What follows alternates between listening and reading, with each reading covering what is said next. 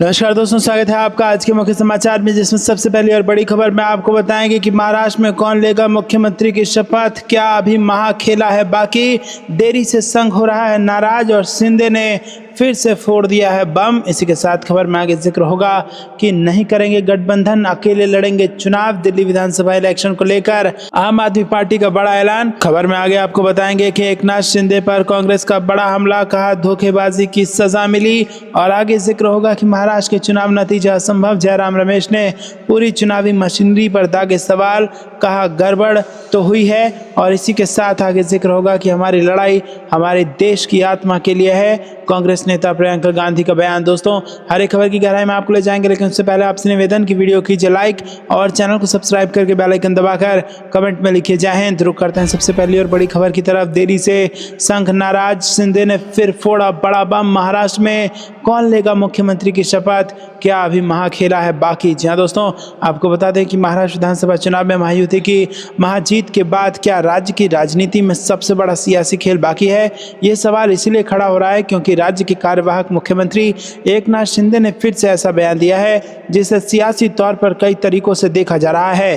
ठाणे में मीडिया से बातचीत में शिंदे ने कहा है कि सोमवार को महाराष्ट्र का सीएम तय होगा। सीएम शिंदे ने कहा कि प्रधानमंत्री नरेंद्र मोदी और अमित शाह जो भी फैसला लेंगे वो मुझे मंजूर होगा। ऐसे वक्त पर सीएम शिंदे का ये कहना कि मुख्यमंत्री का फैसला सोमवार को होगा, इससे सवाल खड़ा हो रहा है कि क्या बीजेपी नेतृत्व राज्य में फिर चौंकाएगा?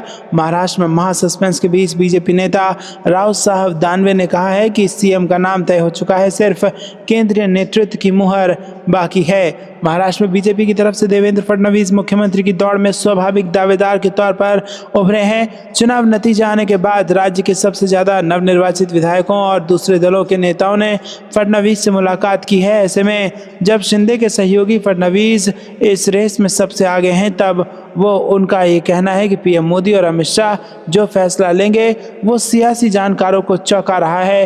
राज्य में ये सब उस वक्त पर हो रहा है जब राष्ट्रीय स्वयंसेवक संघ के पूरे प्रकरण को लेकर नाराज होने की बात कही जा रही है। दोस्तों, देरी से आरएसएस नाराज है और सबको लग रहा है कि देवेंद्र फडणवीस मुख्यमंत्री बनेंगे, लेकिन ऐसे में जो पूर्व मुख्यमंत्री हैं एकनाथ शिंदे, वो आकर के कहते हैं कि इसका फैसला केंद्र करेगा, यानी कि वो स्पष्ट नहीं बताते कि कौन मुख्यमंत्री होगा। इसको लेकर सस्पेंस अब यहाँ पर महाराष्ट्र में बढ़ जाता है। आपको ये कुछ लगता है कि अब बड़ा महाखेला होना बाकी है महाराष्ट्र में? कमेंट में अपनी राय जरूर बताइएगा और वीडियो को लाइक नहीं किया तो लाइक जरूर कीजिएगा। करते हैं कि ब्रेकिंग न्यूज की तरफ।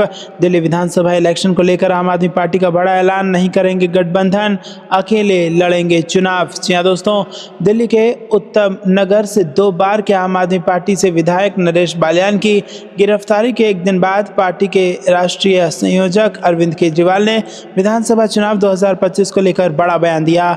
उन्होंने दिल्ली विधानसभा चुनाव में अलायंस को लेकर कहा कि हम कोई गठबंधन नहीं कर रहे, दिल्ली में सभी सीटों पर आम आदमी पार्टी अकेले चुनाव लड़ेगी। उन्होंने दिल्ली के सभी विधानसभा क्षेत्रों में बीजेपी द्वारा परिवर्तन यात्रा निकालने के फैसले पर कहा कि उन्हें निकालने दीजिए, लोकतंत्र में सबको ऐसा करने का अधिकार है, लोकतंत्र में कोई कुछ भी निकाल सकता है। इससे पहले आम आदमी पार्टी प्रमुख अरविंद केजरीवाल ने कहा था कि उत्तम नगर से मेरे विधायक नरेश बाल्यान को 30 नवंबर 2024 को गिरफ्तार कर लिया गया, जबकि वो गैंगस्टर के खिलाफ लगातार शिकायत करते आए हैं। अब उनके बच्चों को टारगेट किया गया है। गैंगस्टर कपिल सांगवान की तरफ से कहा गया है कि तुम इन लोगों से पैसे लेकर हमें दो। इस धमकी की शिकायत नरेश बाल्यान ने दिल्ली पुलिस से की है। उनकी शिकायत पर कार्रवाई करने के बजाय दिल्ली पुलिस ने उल्टे उन्हें ही गिरफ्तार कर लिया है। रुक करते हैं अगली ब्रेकिंग न्यूज की तरफ। धोखेबाजी की सजा मिली, एकनाथ शिंदे पर कांग्रेस का बड़ा हमला। जी हाँ दोस्तों, महाराष्ट्र विधानसभा चुनाव के नतीजों को आए 8 दिन हो चुके हैं, लेकिन राज्य में नई सरकार का गठन अब तक अधूरा है। मुख्यमंत्री के नाम पर सहमति बनने के बाद अब मंत्रालय के बंटवारे को लेकर खींचतान चल रही है। खासकर गृह मंत्रालय को लेकर विवाद गहराया हुआ है। रिपोर्ट्स के मुताबिक एकनाथ शिंदे गृह मंत्रालय पर अडिग है, जिसके चलते वो अपने गांव सतारा चले गए हैं। हालांकि बताया जा रहा है कि वो स्वास्थ्य कारणों से फिलहाल आराम कर रहे हैं, लेकिन ये भी चर्चा है कि वो नाराजगी में सतारा गए हैं। इस सियासी खींचतान के बीच कांग्रेस के एकनाथ शिंदे पर निशाना साधते हुए इसे धोखेबाजी की सजा करार दिया। कांग्रेस नेता प्रमोद तिवारी ने कहा, महायुति गठबंधन की कहानी राजनीतिक पतन और धोखेबाजी की मिसाल है। एकनाथ शिंदे ने अपने राजनीतिक गुरु के परिवार के साथ धोखा किया, जिसके बाद भाजपा ने उन्हें मुख्यमंत्री बना दिया। अब भाजपा उन्हें इस्तेमाल करके बाहर कर रही है। इसके बाद उन्होंने कहा कि भाजपा की राजनीति पर भरोसा नहीं किया जा सकता। रुक करते हैं अगली ब्रेकिंग न्यूज़ की तरफ। महाराष्ट्र के चुनाव नतीजा असंभव, जयराम रमेश ने पूरे चुनावी मशीनरी पर दागे सवाल, कहा गड़बड़ी तो हुई है। जी हाँ दोस्तों, यहाँ पर महाराष्ट्र में मिली करारी हार के बाद कांग्रेस ने चुनाव आयोग और ईवीएम को निशाने पर ले रखा है। कांग्रेस नेता जयराम रमेश ने महाराष्ट्र के चुनाव नतीजे को असंभव बताया और आरोप लगाया है कि महाराष्ट्र विधानसभा चुनाव के दौरान पूरी चुनावी मशीनरी में कुछ गड़बड़ी हुई है। रमेश ने कहा है कि ये लोकतंत्र के लिए खतरनाक है। कांग्रेस ने चुनाव आयोग के पास भी शिकायत दर्ज कराई है। अब चुनाव आयोग ने 3 दिसंबर को कांग्रेस नेताओं को अपने मुख्यालय बुलाया है। जयराम रमेश ने कहा कि चुनाव आयोग ने हमें समय दिया है और कांग्रेस नेता उनसे मिलेंगे। हमने जो ज्ञापन दिया है वो चुनाव प्रक्रिया से संबंधित है। ईवीएम चुनाव प्रक्रिया का हिस्सा है। महाराष्ट्र विधानसभा चुनाव में पूरी चुनाव मशीनरी में गड़बड़ी हुई है, हेरफेर किया गया है। महाराष्ट्र विधानसभा चुनाव के नतीजे असंभव हैं, कोई भी उन्हें समझ नहीं सकता है। हमने पूरी चुनाव मशीनरी पर सवाल उठाए हैं जो लोकतंत्र के लिए बहुत खतरनाक है। जयराम रमेश ने कहा कि इंडिया दलों ने पिछले साल दिसंबर में प्रस्ताव पारित किया था कि वीवीपैट पर्चियों का 100% मिलान होना चाहिए।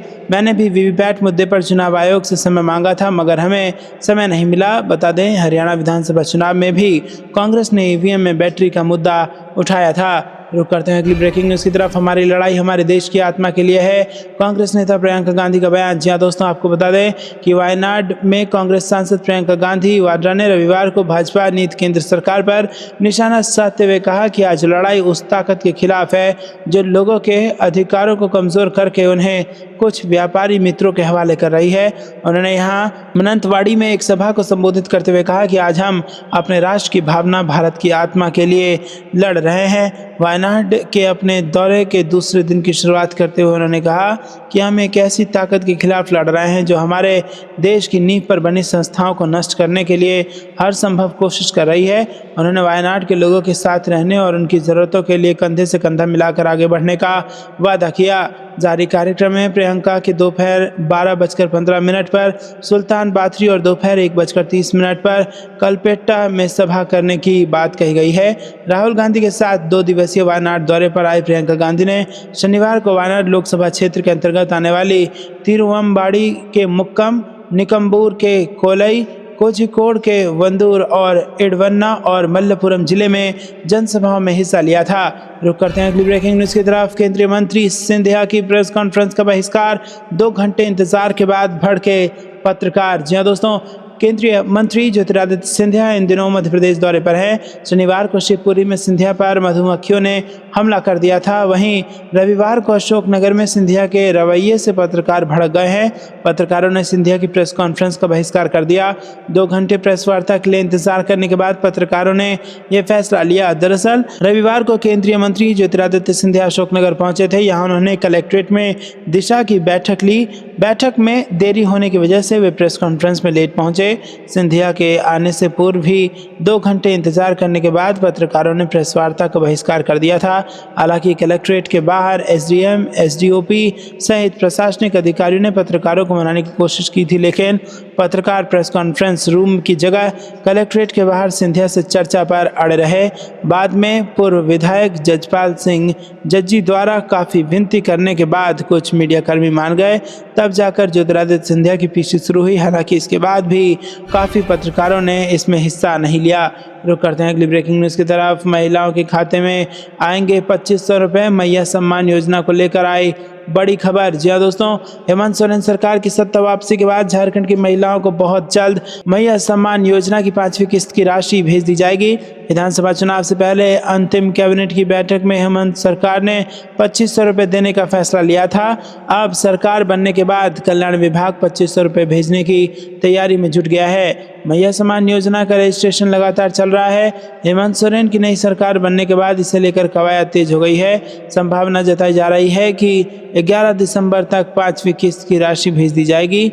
इस योजना के तहत 57 लाख महिलाओं के खाते में 2500 रुपये भेजे जाएंगे। दोस्तों, रुक करते हैं अगली ब्रेकिंग न्यूज़ की तरफ। संसद में वक्फ बिल को लेकर सरकार की राह मुश्किल, जगन कि इस बात ने मोदी और नायडू दोनों की बढ़ा दी टेंशन। जी हाँ दोस्तों, वक्फ संशोधन बिल 2024 को लेकर मोदी सरकार की मुश्किल बढ़ सकती है।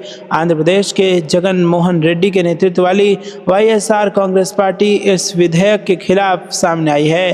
पार्टी के इस कदम को राज्य की मुस्लिम आबादी को लुभाने के प्रयास के रूप में देखा जा रहा है। जगन की पार्टी का यह कदम ऐसे समय में सामने आया है जब आंध्र प्रदेश की सत्तारूढ़ तेलुगु देशम पार्टी ने वक्फ संशोधन विधेयक 2024 पर चुप्पी साध रखी है।